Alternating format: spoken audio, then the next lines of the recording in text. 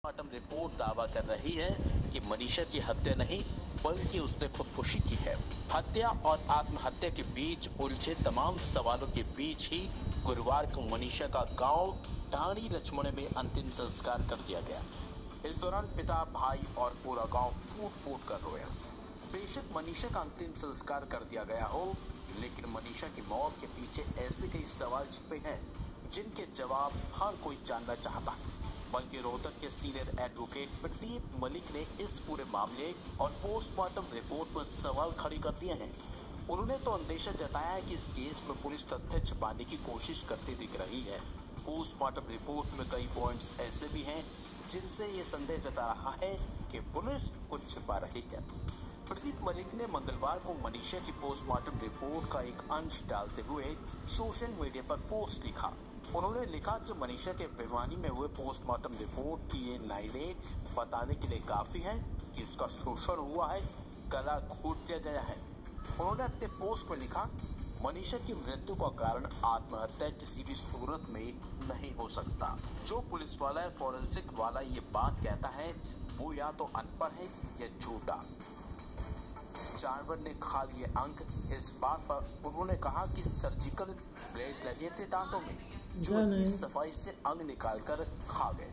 जब कोई जानवर खाता है तो दांतों से फाड़ता है। मृत शरीर पर उसके बाल और लार मिलेगी।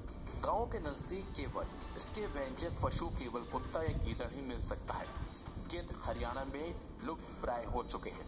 लोमड़ी, भेड़िया इत्यादि इधर आते नहीं, केवल कुत्ते ही हो सकते हैं। और जब कुत्तों का झुंड खाएगा तो एक एक टुकड़े पर मारा मारी होगी। यूं केवल अंगों को खाकर नहीं जाएंगे।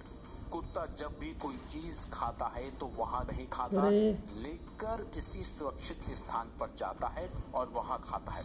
आंखें अगर जानवर ने निकाली तो केवल पंजों से निकल सकती हैं। क्या चेहरे पर आंखों के आसपास कोई पंजों के निशान थे? क्या शरीर की किसी हड्डी पर जानवर के दांतों के निशान थे?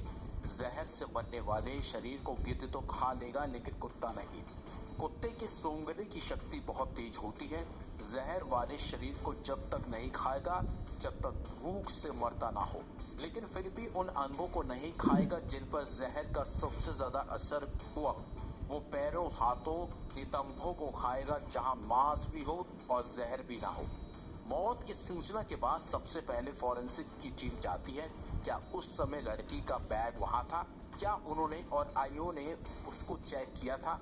उस समय वो सुसाइड नोट कहाँ था? एक युवती घर से अगर सुसाइड नोट लेकर चलती है तो उसकी मरना स्थिति कैसी होगी? क्या वो जहर खरीदने का बिल भी लेगी? जहर ही खाना था तो खुले में क्यों खाया जहाँ कोई भी देखने वाला उसको बचा सकता था? वो घर पर भी खा सकती थी। सीमेंट नहीं मिला तो रेप नहीं हुआ, वारे डॉक्टर। सुप्रीम कोर्ट तक को आईना दिखा दिया। रेप के लिए सीमेंट मिलना कब से जरूरी हो गया? देखना था किसी के बाल तो नहीं थे। इतनी डिकम्पोज्ड बॉडी के बिस्तरा से क्या मिलेगा? बिस्तरा अपनी सहूलियत से कंटामिनेट किया जा सकता है। अगर किसी के पास पहली पोस्टमार्टम रिपोर्ट, शरीर के साफ तस्वीरें और फॉरेंसिक की क्राइम सीन रिपोर्ट हो तो कृपया साझा करें। और भी बहुत सी बातें पता चल सकती हैं। जिस तरह से एडवोकेट प्रदीप शर्मा ने पोस्टमार्टम रिपोर्ट पर सवाल खड़े किए हैं और ये सब बातें उन्होंने कही हैं, वो कहीं ना कहीं एक जांच का विषय है। और ये कहीं ना कहीं पुलिस के साथ साथ पोस्टमार्टम रिपोर्ट पर भी सवाल खड़े करती है। ऐसे में अब देखना होगा सीबीआई इस मामले की जांच कैसे करती है और किस तरीके का खुलासा अब इस मामले में होता है।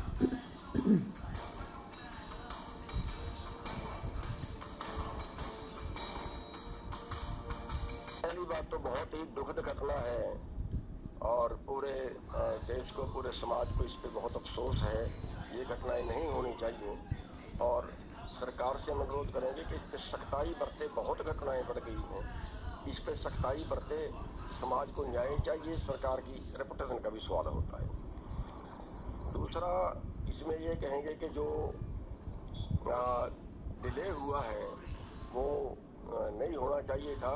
उसमें कहीं ना कहीं जहाँ भी अगर